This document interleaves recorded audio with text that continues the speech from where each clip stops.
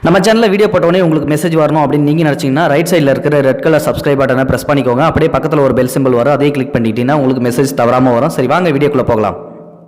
வணக்கம் நண்பர்களே. தினமும் சாமி கோவிலுக்கு கும்பிட வர ஒரு இளம் பெண்ணுகிட்ட அந்த கோவில் அர்ச்சகர் செய்த காவியத்தை பற்றி தான் இந்த வீடியோவில் பார்க்க போகிறோம். இந்த வீடியோவை ஸ்கிப் பண்ண நம்ம கடைசி வரைக்கும் பாருங்கள். சரி, வாங்க வீடியோக்குள்ளே போகலாம். ஒரு இளம்பெண், 24 வயது இளம்பெண், திருமணம் ஆகாத பெண். அவங்க தினமும் சாமி கோவிலுக்கு கும்பிட வராங்க. அவங்க பேர் கீதா. வேதாரண்யம் மாவட்டத்தை சேர்ந்தவங்க.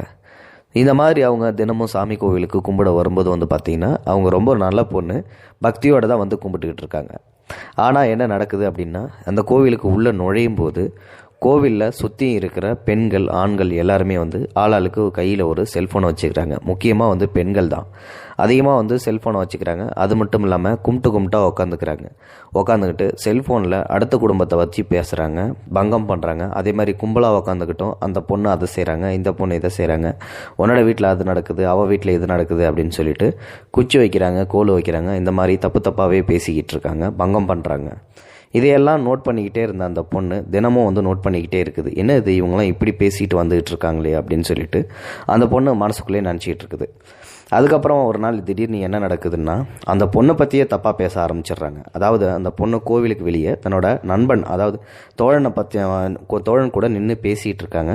அந்த தோழன் கூட நின்று பேசிக்கிட்டு இருந்ததை கூட இவங்க 2 பேரும் காதலிக்கிறாங்க அப்படின்ற மாதிரி இவங்க பேச ஆரம்பிச்சிடுறாங்க. உடனே அந்த பொண்ணுக்கு சரியான கோபம் வந்துடுது. ஒருத்தர் 2 பேர்னா பரவாயில்ல, எல்லாருமே அந்த இடத்துல பேசும்போது யார் வாயை அடைக்க முடியும்? அதனால் இதுக்கப்புறம் இந்த கோவிலுக்கு வரக்கூடாதுன்னு முடிவெடுக்கிறாங்க. அதுக்கப்புறம் போயிட்டு அந்த கோவில் அர்ச்சகர்கிட்ட, சாமி வணக்கம், இந்த பூஜை பண்ணுங்க அப்படின்னு சொல்லிட்டு அர்ச்சனை தட்டை கொடுக்குறாங்க. அவரும் அர்ச்சனை பண்ணி கொண்டாந்து கொடுக்குறாரு, இந்தாங்கம்மா வாங்கிக்கிங்க அப்படின்னு சொல்லிட்டு. அப்போ அந்த அர்ச்சகர்கிட்ட சொல்கிறாங்களாம், சாமி இதுக்கப்புறம் நான் வரவே மாட்டேன், இதோட சரி, நான் இதுக்கப்புறம் இந்த கோயிலுக்கு வரமாட்டேன் அப்படின்னு சொல்கிறாங்க.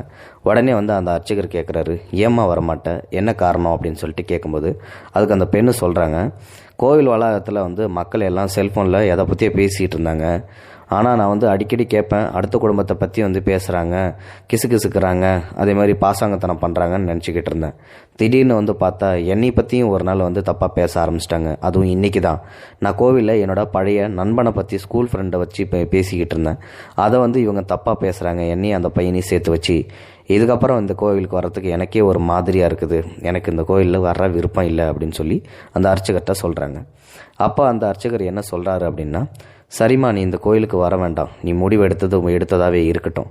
நான் உன்னை தினமும் நோட் பண்ணிக்கிட்டு தான் இருக்கேன், நீ ஒரு நல்ல பொண்ணு. ஆனால் உனக்கு இந்த மாதிரி மன கஷ்டம் வந்தது என்னால் தாங்க முடியல. சரி, நான் ஒரே ஒரு வேலை மட்டும் சொல்கிறேன், நீ அதை செய்கிறியா அப்படின்னு சொல்லிட்டு சொல்கிறாரு. அப்புறம் அந்த பொண்ணு கொஞ்ச நேரம் அமைதியாயிட்டு, சரி சொல்லுங்கள், நான் செய்கிறேன் அப்படின்னு சொல்லிட்டு கேட்குறாங்க. அப்போ அந்த அர்ச்சகர் என்ன சொல்கிறாரு அப்படின்னா, ஒரு கண்ணாடி கோவிலையில் தண்ணீர் ஃபுல்லாக நிரப்பி 2 முறை அந்த கோவிலை சுற்றி வர சொல்கிறாங்க. அப்படி சுற்றி வரும்போது அந்த குவளையில் இருக்கிற தண்ணி கொஞ்சம் கூட சிந்தாமல் வரணும் அப்படின்னு சொல்கிறாரு. உடனே அந்த பொண்ணு கொஞ்சம் நேரம் யோசித்து பார்த்துட்டு, கண்டிப்பாக நான் என்னால் கொண்டு வர முடியும் அப்படின்னு சொல்லிட்டு சொல்கிறாங்க. சரி, சுற்றி வாமா அப்படிங்கும்போது அந்த பொண்ணு அந்த கண்ணாடி குடுவையில் தண்ணியை நிரப்பிக்கிட்டு கோவிலை 2 முறை சுற்றி வராங்க. சுற்றி வந்ததுக்கப்புறம் தண்ணி கொஞ்சம் கூட சிந்தவே இல்லை. இது எல்லாத்தையும் நோட் பண்ண அந்த அர்ச்சகர் பக்கத்தில் வராரு. உடனே அந்த பெண்ணுக்கிட்ட என்னம்மா சுற்றி வந்துட்டேங்கும் போது, சுற்றி வந்துட்டேயா, தண்ணி கொஞ்சம் கூட சிந்தவே இல்லை அப்படின்றாங்க. எல்லாம் எனக்கு தெரியும், நானும் பார்த்துக்கிட்டு தான் இருந்தேன். இப்போ நான் அவங்ககிட்ட 3 கேள்வி கேட்பேன், அதுக்கு சரியான பதில் சொல்லணும் அப்படின்றாங்க. கேளுங்கய்யா அப்படிங்கிறாங்க. கையில் கண்ணாடி குடுவையில் நீர் கொண்டு வரும்போது, வலம் வரும்போது யாராவது செல்போன் பேசுவதை நீ பார்த்தியா அப்படின்னு சொல்லிட்டு கேட்குறாங்க. உடனே இல்லையா அப்படின்னு சொல்கிறாங்க. கோவிலில் யாராவது கிசுகிசுப்பதை நீ பார்த்தியா அப்படின்னு சொல்லிட்டு கேட்கும்போது அதுக்கும் இல்லையா அப்படின்றாங்க. யாராவது பாசாங்கத்தனம் செய்வதையும் நீ பார்த்தியா அப்படின்றாங்க. அதுக்கும் இல்லையா அப்படின்றாங்க. என்ன, நான் கேட்ட 3 கேள்விக்குமே நீ இல்லை அப்படிங்கும்போது, ஐயா பார்த்தேன்னு சொல்லுவேன், இல்லைன்னா இல்லைன்னு சொல்லுவேன். ஆனால் எனக்கு தெரியும் நீ ஏன் பார்க்கலன்னு. ஏன்னா உன்னோட கவனம் முழுக்க அந்த தண்ணியை கீழே சிந்தக்கூடாது அப்படின்றத எண்ணம் மட்டுமே இருந்ததால் நீ மற்றவங்க என்ன செய்கிறாங்க அப்படின்றத கவனிக்கவே இல்லை. அதனால் அப்போ அந்த அர்ச்சகர் என்ன சொல்கிறாரு அப்படின்னா, உடனே உன்னோட கவனம் மட்டும் நீ சாமி கோவிலுக்கு வரும்போது மற்றவங்களை பற்றி யோசிக்காமல் கோவிலுக்கு நீ வரும்போது தெய்வத்து மேலே மட்டும் நீ கவனம் வை. அதனால் யார் என்ன வேணாலும் பேசிட்டு போகட்டும், அதை பற்றி நீ அதை பற்றி நீ கவலையே படக்கூடாது அப்படின்னு சொல்லிட்டு வந்து சொல்கிறாங்க.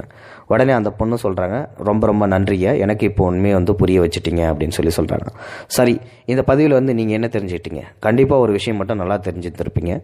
கோவிலுக்கு வரும்போதோ இல்லை மற்ற இடத்துக்கு போகும்போதோ யார் என்ன கேலி செஞ்சாலும் கிண்டல் செஞ்சாலும் உங்களை பற்றி தப்பாக பேசினாலும் கண்டிப்பாக அதை வச்சு நீங்கள் வருத்தப்படவே கூடாது. இனிமேல் வந்து யார் எந்த கோவிலுக்கு போனாலும் எதுக்கு போனாலும் யாராவது உங்களை தப்பாக பேசினாலோ இல்லை மற்ற குடும்பத்தை பற்றி யாராவது பேசியிருந்தாங்களோ பேசுகிறவங்க பேசிட்டு போகட்டும், உங்களோட காரியத்தில் மட்டும் நீங்கள் கண்ணாக இருந்தால் மட்டும் போதும் அப்படின்றது மூலியமாக தான் இந்த பதிவை நான் தெரிவிக்க விரும்புகிறேன். இந்த வீடியோ பிடிச்சிருந்தால் லைக் பண்ணுங்கள், ஷேர் பண்ணுங்கள், மறக்காமல் நம்ம சேனலை சப்ஸ்கிரைப் பண்ணுங்கள். தேங்க்ஸ் ஃபார் வாட்சிங். இது போன்ற செய்திகளை உடனுக்குடன் நீங்கள் தெரிந்து கொள்ள மறக்காமல் எங்களுடைய சேனலை சப்ஸ்கிரைப் செய்யவும், கூடவே பக்கத்தில் வரும் பெல் ஐக்கானையும் கிளிக் செய்யவும்.